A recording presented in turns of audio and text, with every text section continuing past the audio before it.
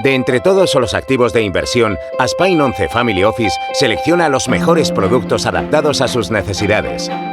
Porque sus metas son las nuestras, conozca las ventajas de un departamento de inversiones fundamentado en el cliente. Pregúntenos. Buenos días, bienvenidos un día más a nuestro programa Inversión con Nombre Propio. En el día de hoy trataremos uno de los activos que más interés suscitó al principio de este ejercicio, 2023, como es la renta fija soberana europea. Y para ello contaremos con Juan Pita de General Investment. ¿Qué tal, Juan? ¿Cómo estás? Hola, muy buenos días. Encantado de estar aquí. Muy bien. Mira, como decía Juan, la renta fija soberana europea fue uno de los activos que más interés suscitó dentro de los inversores a comienzos de ejercicio, después de un año 2022 realmente negativo, no solo para este tipo de activo de renta fija, sino para el espectro universo en general de renta fija. Sí que es verdad que estamos viendo cierta volatilidad todavía en los mercados, pero se están generando unas oportunidades que quizás no veíamos desde hace tiempo. ¿Cuáles son vuestras perspectivas?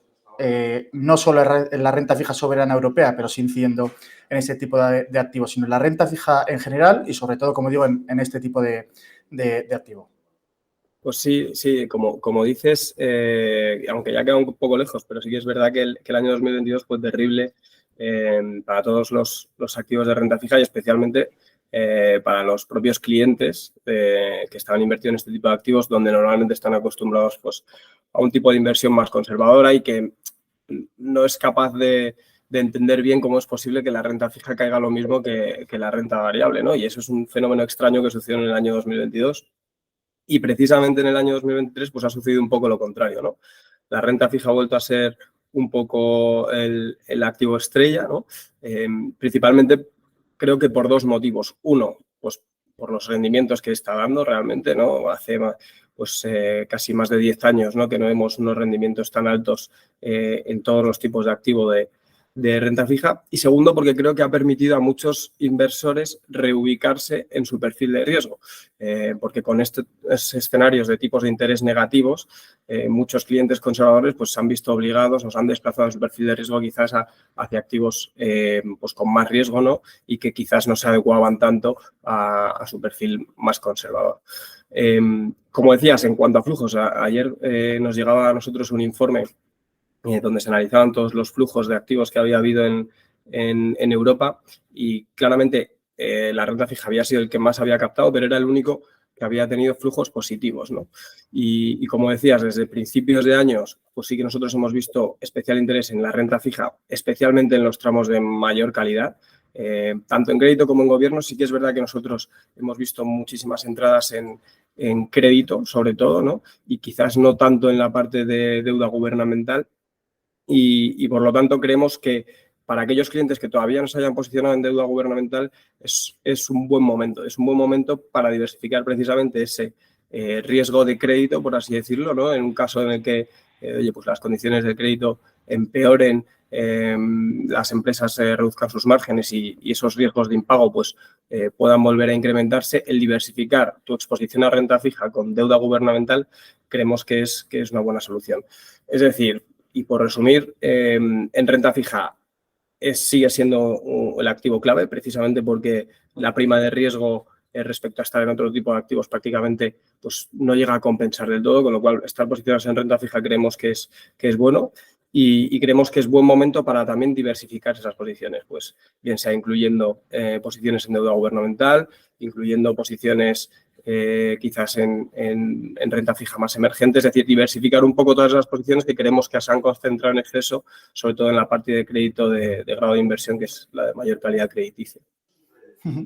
Juan, y ahora, y además aprovechando que esta semana tenemos reunión de Reserva Federal estadounidense, la semana pasada vimos como el Banco Central Europeo decidía de nuevo incrementar sus 3 tipos clave en 25 puntos básicos hasta niveles que hace muchísimo tiempo que no veíamos. Y evidentemente, estas actuaciones tienen su implicación, sobre todo en los mercados de renta fija. Lagarde, sin embargo, hizo o dio señales de que podíamos estar al final de esas subidas de tipos, pero sin embargo que estas iban a durar, como dijo ella, lo que fuese necesario para bueno, pues para moderar otra vez la inflación hacia el objetivo del 2%. ¿Vosotros esperáis que efectivamente no veamos más subidas de tipos y cuánto se pueden postergar en el tiempo y sobre todo cómo puede afectar a este tipo de activo como es la renta fija soberana en Europa? Pues sí, totalmente. Ya estamos viendo los datos de las últimas semanas, incluso de los últimos meses, especialmente en Europa, como vienen más débiles, ¿no? Precisamente el Consejo de Gobierno del Banco Central Europeo revisó a la baja el crecimiento para este año del 0,9 al 0,7 y para el año que viene del 1,5 al 1, ¿no?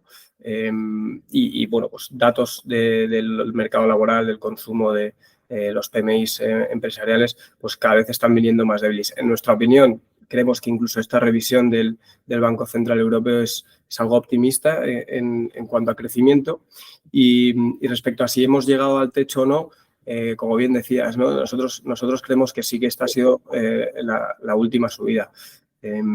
Primero, por lo que comentabas que dijo Lagarde, que dijo una frase muy clara como, bueno, pues si mantenemos estos tipos de interés a este nivel durante X tiempo, probablemente logremos bajar la inflación a los niveles que deseamos.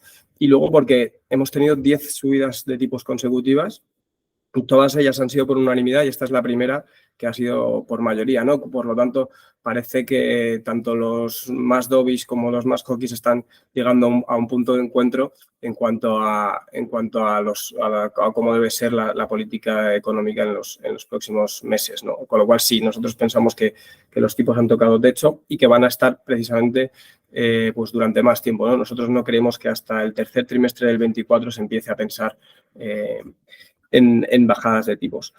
En cuanto a cómo puede afectar esto, y me preguntabas especialmente respecto a la deuda gubernamental, pues creemos que por utilizar una frase muy manida, ¿no? Que los gobiernos han venido para quedarse, es decir, llevábamos 10 años prácticamente que la gente no contemplaba invertir en gobiernos, había rendimientos negativos en muchos de los países y ahora los rendimientos que están ofreciendo los gobiernos europeos son interesantes y creemos que tiene que formar parte central de las carteras. ¿Cuánto de agresivo ser en ese posicionamiento? Pues no lo sabemos, ¿no? Pero sí que creemos que debe ser una construcción que se vaya haciendo poco a poco e incorporar este tipo de activo cada vez más a las carteras que durante años pues prácticamente han estado olvidados. Sí, Juan, mira, y al principio comentabas lo importante que era la diversificación entre crédito, en este caso ahora deuda soberana, cómo nos aportaba también esa protección, posiblemente una reducción de márgenes, cómo nos podía aportar más tranquilidad. Otro de los aspectos claves a la hora de gestionar nuestra posición en renta fija o a la hora de seleccionar un activo es la duración. ¿Vale? En este caso, ¿vosotros cómo estáis posicionados? ¿Esperáis ya incrementar esta duración en cartera? ¿Ya lo habéis hecho? ¿Cuál es vuestro punto? Pues mira, en cuanto a duración, si bien, como dices, hemos visto que prácticamente hemos estado todos infraponderados en duración porque hemos tenido pues, un periodo de subidas de tipos muy largo, creemos que es el momento de ir cogiendo esas duraciones en las carteras. Siempre en función del perfil de riesgo o los índices de referencia de cada uno. Nosotros en nuestra gama de fondos de gobierno que gestionamos desde el año 2002, pues estamos haciéndolo poco a poco. Ahora mismo quizás estamos sobreponderados, pero no en exceso. Nuestra sobreponderación en duración es ligera, es decir, estamos ganando poco a poco a medida que nos estamos acercando a ese techo y ahora un poco a la espera de ver cómo evolucionan sobre todo los datos macroeconómicos, pero sí, creemos que es momento de ir pensando en coger duración y creemos que la manera correcta de hacerlo es, o al menos de una manera más pura, es a través de la deuda gubernamental. Mira, por último, Juan, ya tenemos algunas claves, ¿no? Como la diversificación, crédito, deuda gubernamental, incrementar o estar posicionados, ir posicionándonos poco a poco en duración a medida que veamos cómo se va comportando sobre todo la macro y sobre todo estos datos de inflación que todavía están ahí con estas últimas subidas de los costes energéticos en estos meses.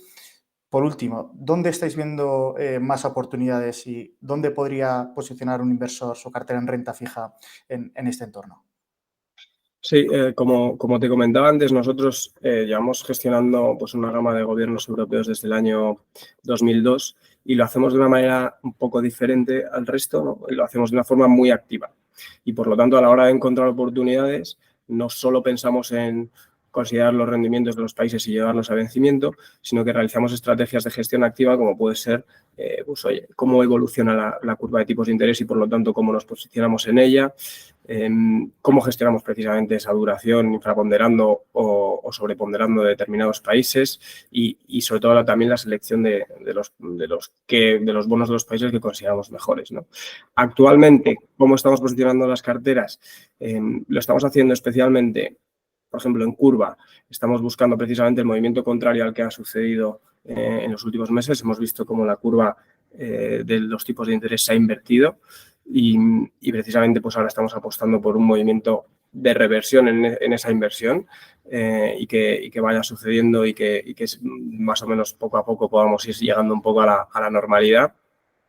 Y en cuanto a países, estamos apostando por el diferencial entre periféricos y los países que llaman más core o más centrales, ¿no? Y en ese sentido, pues estamos invirtiendo en deuda española, en deuda italiana y jugando con ese diferencial respecto a los bonos alemanes, ¿no? Lo que llaman la prima de riesgo. Entonces, nosotros nos fijamos ciertos niveles a los que consideramos que pueden ser interesantes entrar y entonces incrementamos posiciones y a medida que se va estrechando ese diferencial y que es cada vez más pequeño, pues vamos reduciendo, ¿no? Jugamos un poco de forma activa con esos diferenciales. Y también estamos positivos o largos en bonos supranacionales y especialmente los que está emitiendo la Unión Europea. Por lo tanto, un poco nuestras posiciones largas sería ese spread entre los periféricos y la deuda alemana y estamos positivos también en deuda supranacional, en bonos de la Unión Europea. Pues la verdad, Juan, que has dejado una estrategia realmente interesante. Además, ahora en este entorno nosotros también creemos que nos puede aportar valor y creemos que es una forma sensata de gestionar sobre todo nuestras posiciones en renta fija. Y sí, por mi parte solo me queda darte las gracias por mi parte y por la parte del resto del equipo de Aspire 11. Y nada, muchas gracias, Juan. Mil gracias a vosotros. Venga, hasta luego. Hasta luego.